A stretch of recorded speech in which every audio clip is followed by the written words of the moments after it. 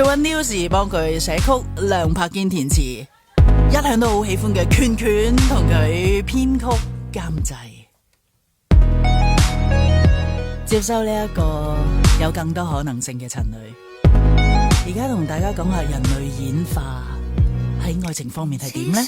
沒有愛情，沒有化，人漸學到如你，靈長類學習企還學會愛，學習善與美，從詩經看到情愛，從絲絲美美成在，從沙翁看到恨愛，愛到要死樂園愛，幾多缺情歌，幾多愛承諾，太多難過，情愛之中如何？如果烈焰沉沒，眼淚也許比歡多，人都慶賀。情愛之中如何？誰料自己如何？愛越痛苦顯心難可，難自流淚的幻覺。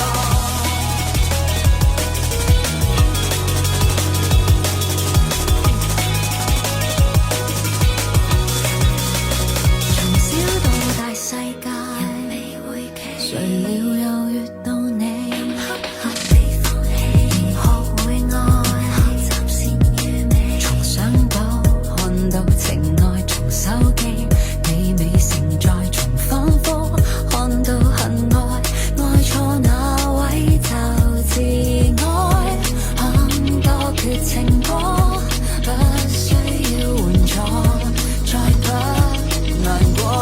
情愛之中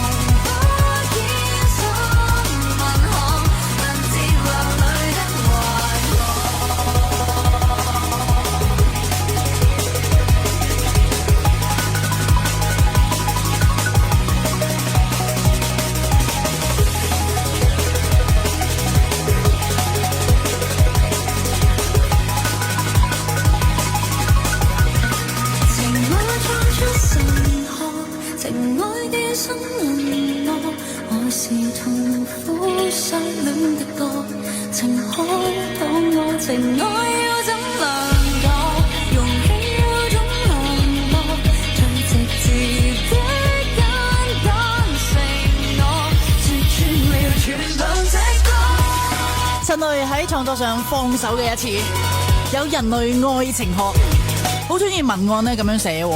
當人類咧仲係人猿嘅時候，嗰陣時冇文字啦，冇圖畫啦，但係其實愛已經存在。嗰陣時我哋憑本能啊去愛嘅，而當後來